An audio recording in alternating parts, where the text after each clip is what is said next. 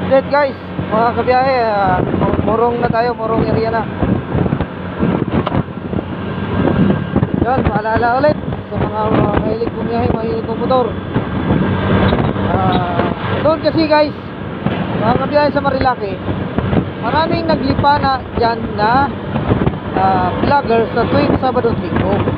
Ngayon, alam niya na mga riders na pinipitikan sila, nagpapasiklab sila, nagpapasiklab yun. At hindi nila ganong kabisado ang lugar, talagang pinipilit nila pinapahiga yung motor. At yun, sumimplang sila, kaya huling-huli sila sa mga vlogger, nabablog sila guys. Kaya lahat ng mga aksidente dyan sa Marilaki, nabablog yung guys, huling-huli yung guys. Kaya talagang marami dyan, mamili ka lang dyan kung anong aksidente nakita mo dyan ng motor na sumisip lang. Meron pa nga dyan nagpasito kumagilid na itong badya na tatlong gulong yung parang tricycle, tawag ko ngayon yan, parang tuk-tuk po tawagin sa India. Yun, meron din doon, sumisip lang doon. Kaya marami tayong mga kababayan na mahilig sila magpasika. Alam nila na binibidyo na sila, talagang tinutudo ang signallador. At talagang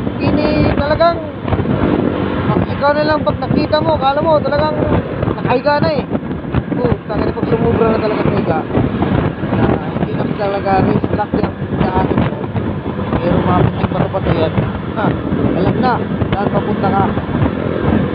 Hindi sa simenteryo, sa hospital guys, yun lang ang doon, yun lang ang mapupuntahan mo pag ganyan ginagawa mo na na ikaw ay nagmamatuloy, nagmamayabang, na hindi mo kabisado ang daan.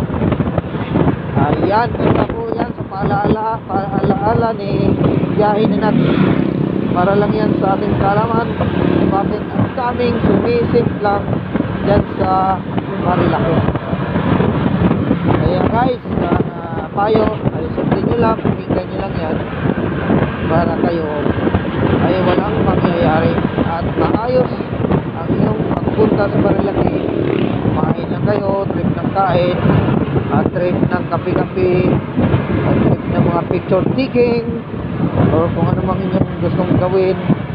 Doon guys, mas maganda yung makauwi kayo ng buo at walang problema. Labis yun, puro pintuhan yan pagdating sa kayong paruroonan sa inyong bahay-bahay. Kung nagkakumpukan kayo yung pintuhan yan guys, lahat ng mga pinto nandoon sa autobiyahe, kung paano sila birthday, paano dati guys, dahil samot-saring mga kwento yan, lalo't marami kayo. Nakakatuwa lang din mga ganun ng pintuhan na walang nangyari. Maganda, yun ang dapat yung gawin guys, na buo kayo pagtutuwa, walang gas-gas, walang masak ng motor, walang problema na ang problema lang sa inyo guys, naubos na yung pera nyo at naubos yung gasolina nyo. Yun lang, ayos na yun.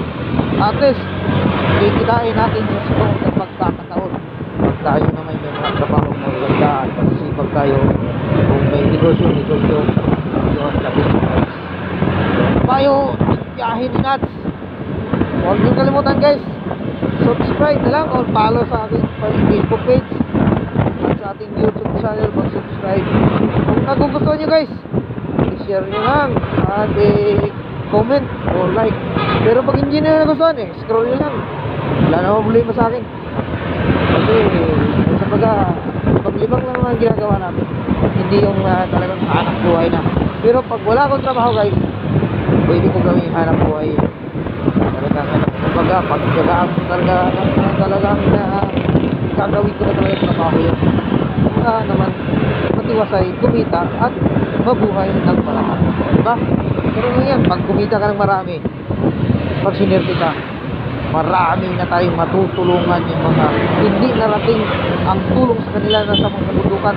Yun ang gusto kong tulungan guys, dahil mahilig ako umakyat ang bundok, mahilig ako mag-scroll na umakyat, maglalakad, mag-walking, mag-jogging at magpapawisan ka. Yun ang maganda sa ating katawan at nakakatulong ka pa.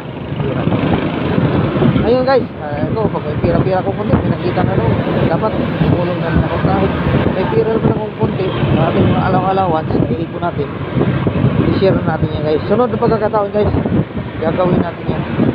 Ano lang tayo, nag-iipon ako ng konti. Meron tayong itulong, noodles lang, bumili ka ng bigas at bigyan ng pera. At least nakakatulong ka, napapasaya mo yung kahit isang tao lang. Tapis na tapis. Kaya guys, burong sa may kakaliwa na tayo. Kaya, ang gawin. Maraming salamat guys. Don't forget to subscribe and like and share.